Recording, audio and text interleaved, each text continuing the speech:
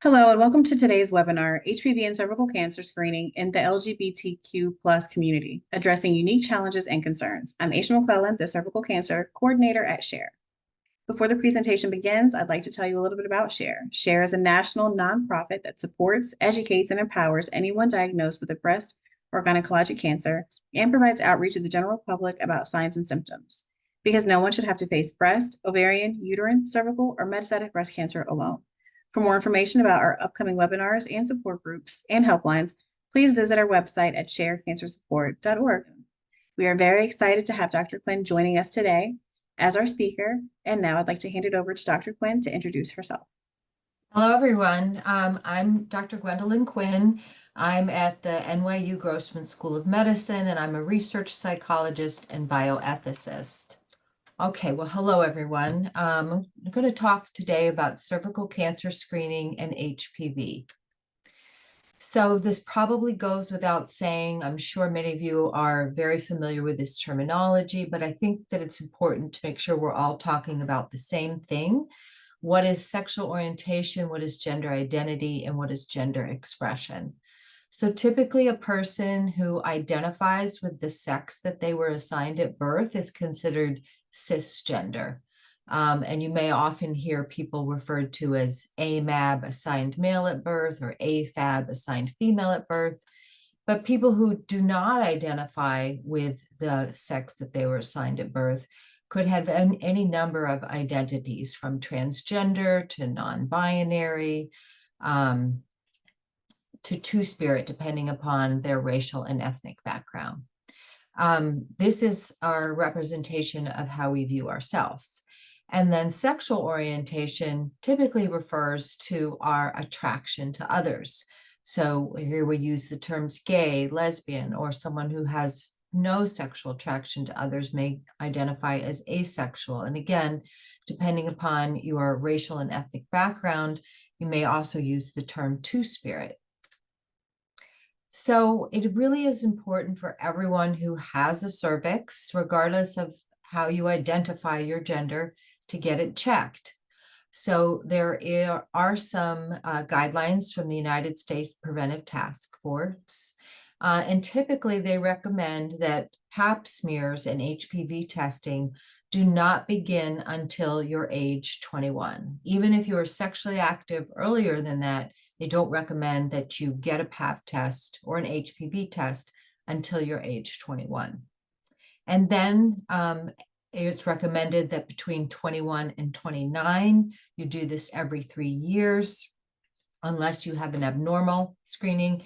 And then once you reach the age of 30 to 65, it's recommended that you have an HPV test every 5 years, HPV and Pap every 5 years, and then a Pap test every 3 years. And this used to be a yearly recommendation, but about 3 or 4 years ago, it changed to every 3 years. And of course, these may vary depending upon your family history or your own personal medical history. You may receive different recommendations. So I'm often asked, what's the relationship between HPV and cervical cancer? HPV accounts for 90% of all cervical cancer. HPV is also attributed to other cancers like anal, head and neck, penile, vaginal, vulvar cancer. But in the original clinical trial that was testing the HPV vaccine, they did not test for the likelihood of development of cancer of those other cancers.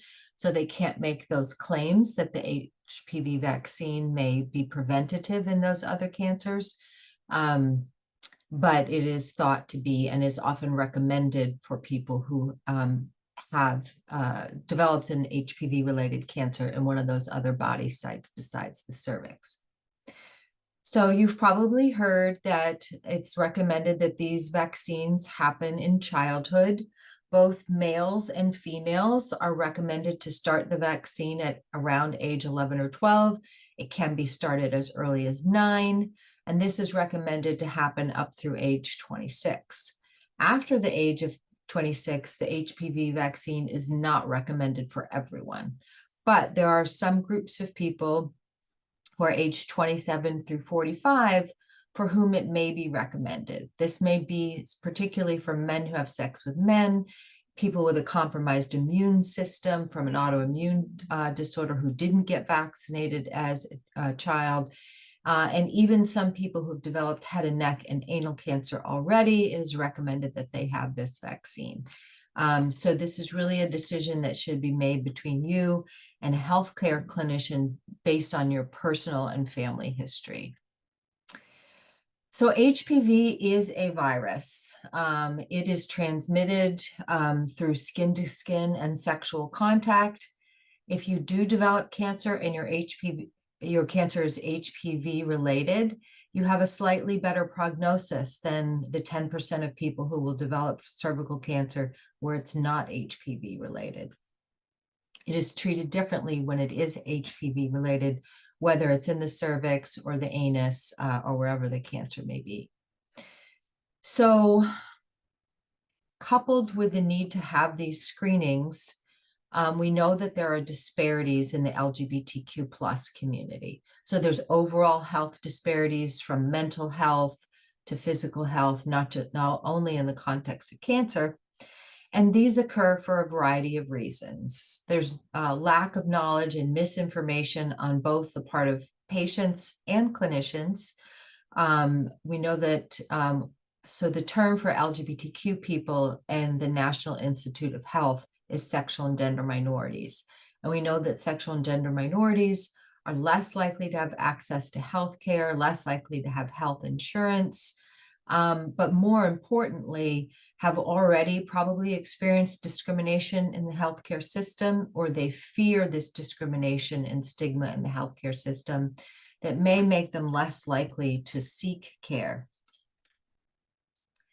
So, some of the reasons that people don't get screening or don't access services, we can see here in this graph that we know that LGBT people have avoided stores and restaurants, they've avoided public transportation, and they've avoided getting services that they need for either themselves or their family. You can see on this graph, which I see it's a little blurry here, that transgender people are the most likely to avoid all of these situations because of fear of discrimination.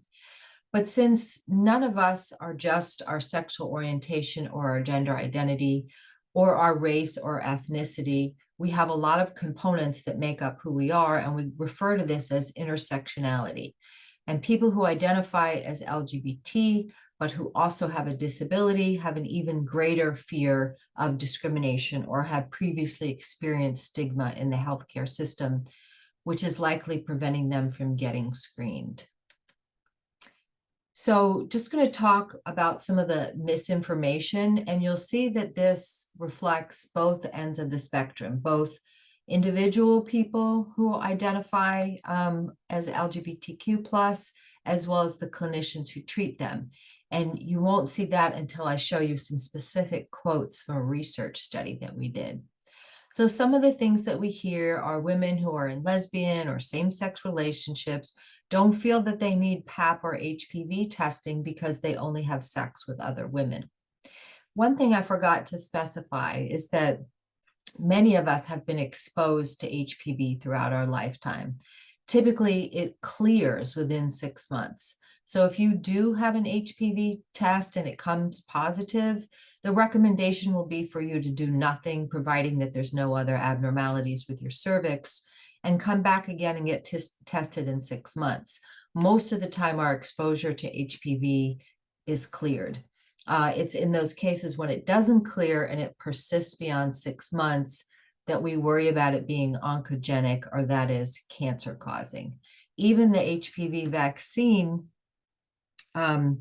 is only, it is structured to address the most persistent or prevalent oncogenic variants, but not all of them. So even if you have received the vaccine and the proper number of doses of the vaccine, you still should be checked because one of those others may have snuck in, or your body might not be clearing the HPV vaccine the way it should.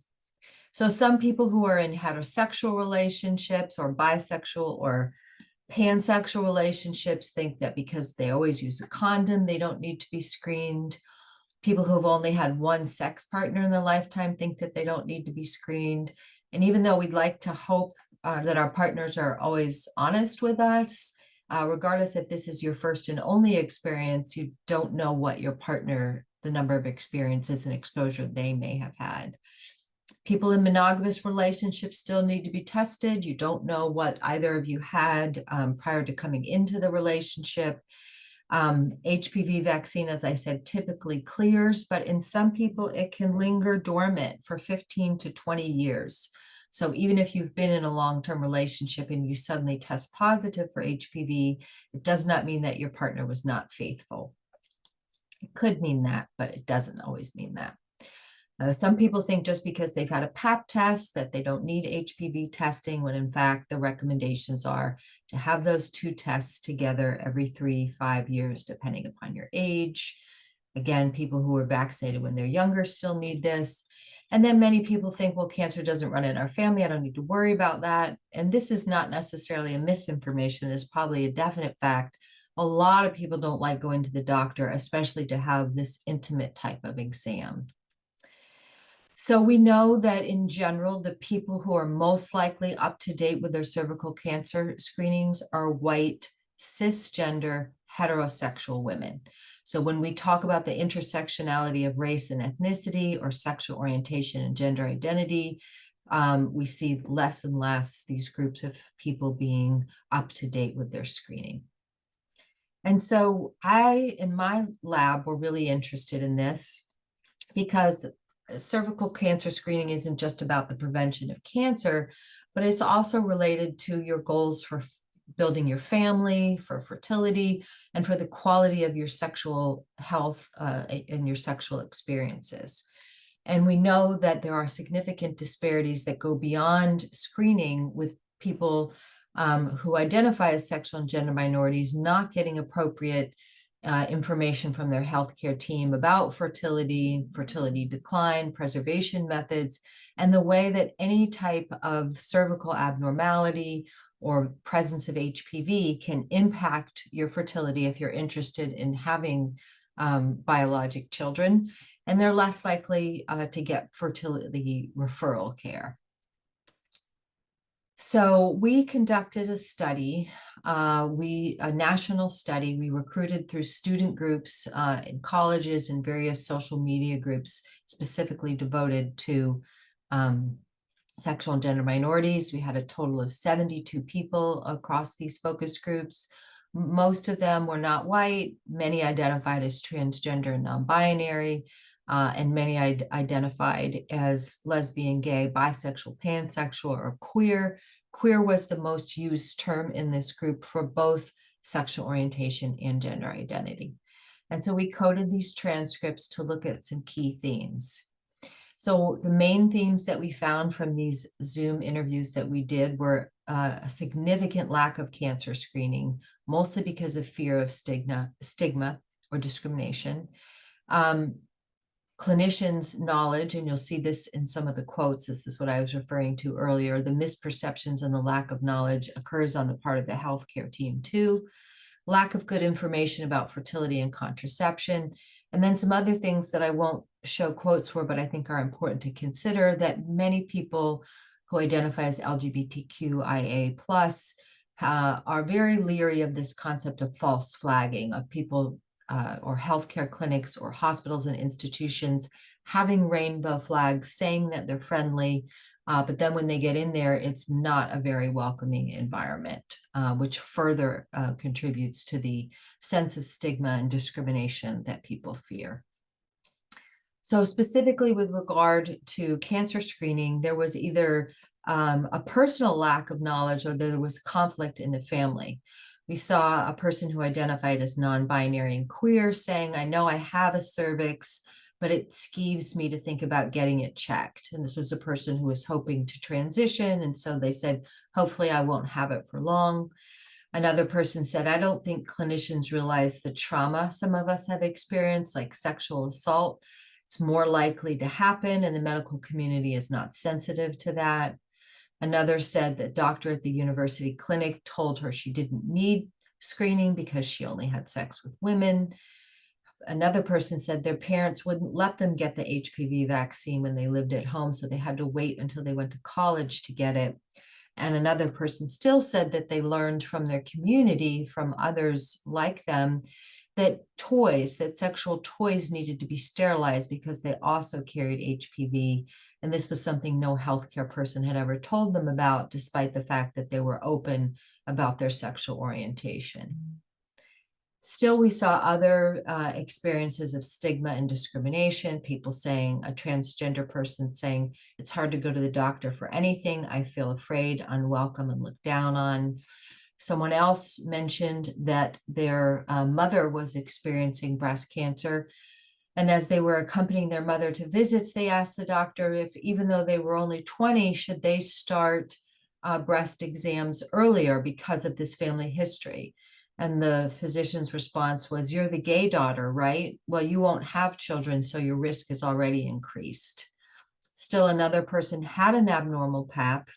And when they learned what their treatment would be, they asked if it would hurt their chances of having children. And the clinician responded, I thought you said you were a lesbian. How do you plan on having kids?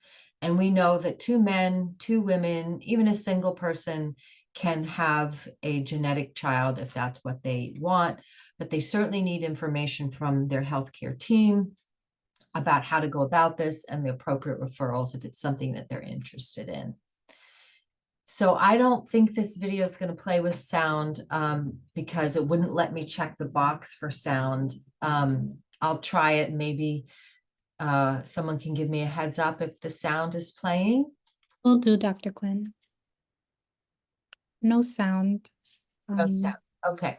Then I'm going to stop and hopefully you'll have access to this PowerPoint and you can play it on yourself. But Would it's you like just me to play it? Yes, if you can. Okay. Should I stop sharing?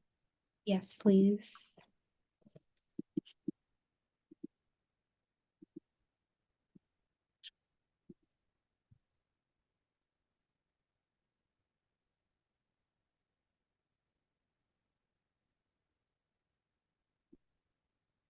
It's giving me the same issue.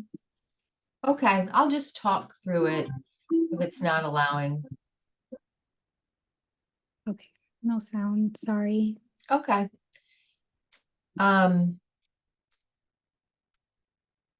So it's important to find a clinician that you trust. If you don't have any clinicians that you feel comfortable with, ask for recommendations. I'm going to show you some references. Find out what's right for you. And many times it's often never too late to get vaccinated, although depending upon your age and your medical history, insurance might not cover it. But sometimes you can go to a public health department and at least get the vaccine at a reduced cost. Bring a friend or a partner with you if that will help calm your nerves. Very recently, the idea of self-sampling was approved. It was not approved to be done at home as it has been in other countries, but it was approved to be done within a clinician's office. And this video that I was unable to show you just gives you a brief demonstration of how the self-sampling works. If it would make you feel more comfortable to do your own, it's basically a swab that's inserted with a line that shows you how far into the vagina it should go. And you can do that in the privacy of a dressing room within a clinician's office. Oops. Oops. So the main takeaways that I hope that you got from this is that HPV vaccine can help prevent cervical cancer. The getting a routine pap test and HPV testing can also help identify cancer early. As with anything, the earlier the cancer is identified, the better your chances are. Find out what vaccine might be right for you based on your age and your health status. And regardless of how you feel about your gender identity, if you have a cervix, get it checked.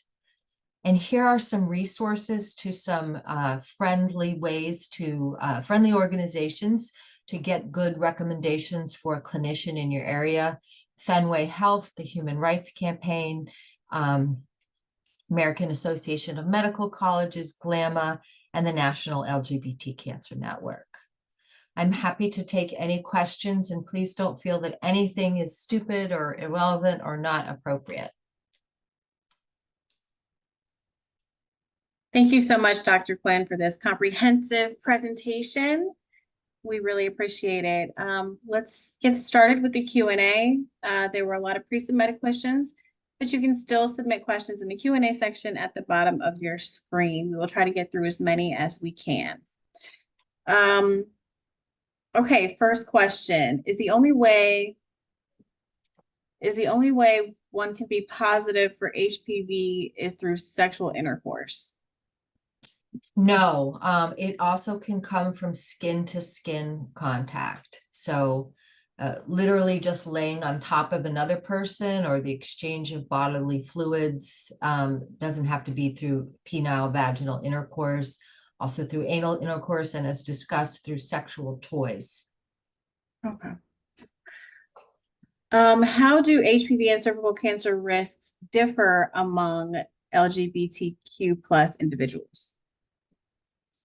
So all humans have the same risk based on contact, but in general, and again, I know this is a sweeping generalization, LGBTQ plus people are thought to have more partners, may not be in monogamous relationships, may be in polyamorous relationships, which may be a monogamous relationship, but with more than one person in their pod.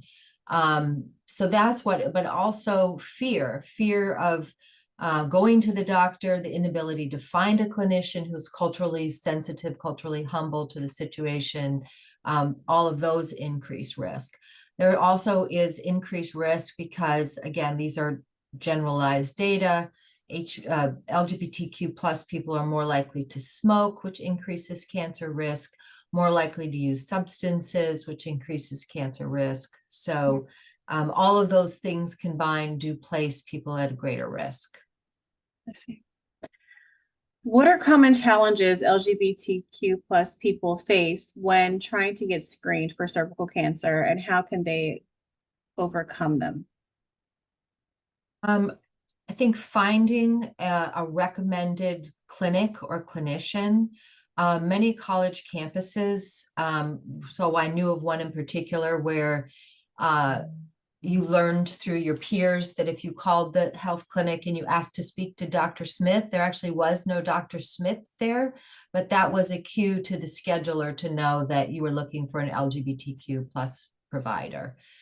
Some of the resources that I listed on there can also link you. And there's also many social media sites.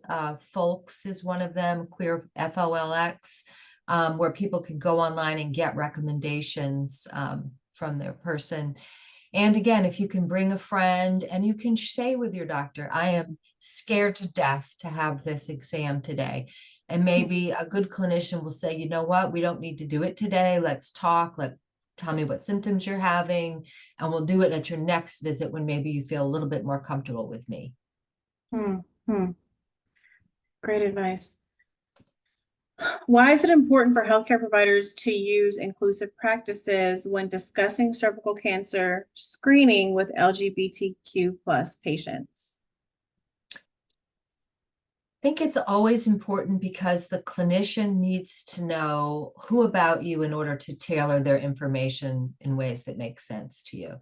If you're a lesbian woman and your provider is lecturing you on your partner wearing a condom, you're probably going to tune out because you're thinking, I don't have sex with people who would need a condom.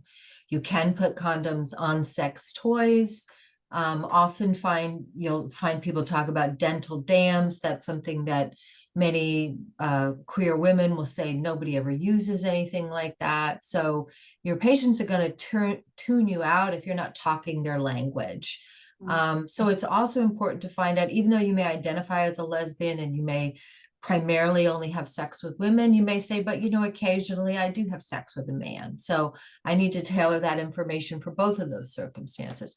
I need to be able to tell you about me in ways where your eyebrows don't go up and your mouth doesn't drop open, and you're prepared to respond to what I'm saying without judgment. Wow.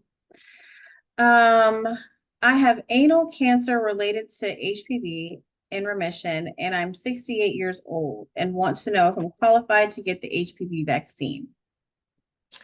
That is something that you should discuss with either your cancer care oncology team or your survivorship care team or your internist or your general medicine. Sometimes it is recommended for people, like I said, regardless of age, based on your circumstances, but it's a very individual decision based on your whole health history. What do you think is next in this area for research to improve cervical cancer experiences for trans and gender diverse folks? I think a lot of what we need to do is encourage the SEER sites. So these are the large epidemiological registries of people with cancer. And right now they don't collect sexual orientation and gender identity. So we have no real way of saying what the incidence and prevalence is of cancer, other than these kind of retrofitted ways that we make this assumption if 7% of the population identifies as this, then they might be 7% of the cancers. So we need national registries to collect these data, because without having very clear incidence and prevalence information, we can't guide the research that needs to happen. We know that there's all sorts of problems politically. It might not be safe to disclose these identities in some states or some areas that we live. So not only do we need to be able to collect it to provide you with individualized care, but we need it to help to understand the community as a whole. And we need to absolutely make sure that those identities that are disclosed are always anonymous and safe and can never be turned over for any reason in a way that might identify you as an individual. I see. I guess this will probably be a couple more. How can we address the issue of false flagging? I think it's really important, and it probably is going to happen by the way that it's happening now, which is through social media, which is through rating your doctor, rating your care experience, so Press Ganey satisfaction scores. I've heard, sadly, far too many stories of people saying they were referred to Dr. So-and-so because he or she were supposed to be a friendly person. They're a gay man themselves, but that doesn't mean they have experience with transgender people. Sometimes a scheduler will have sent a patient to a person who's supposed to be culturally competent, and the physician has said, I'm not sure why they sent you to me. I don't know why I don't treat those people. So there's a disconnect at a lot of places. So it's going to take these bad reviews and negative comments. One good thing to look for is whether or not a clinician or a hospital has the human rights certification, which means a number of people within that hospital setting. But primarily this is something that academic hospitals do and not necessarily community hospitals. So just because a hospital doesn't have it doesn't mean they haven't been trained. They just don't have the opportunity. I see. Great answers. Thank you so much, Dr. Quinn, for such an informative program, and to all of you for participating and asking questions. Please make sure to check out SHARE's upcoming educational programs and support groups and follow us on social media. This concludes the webinar. Thank you so much.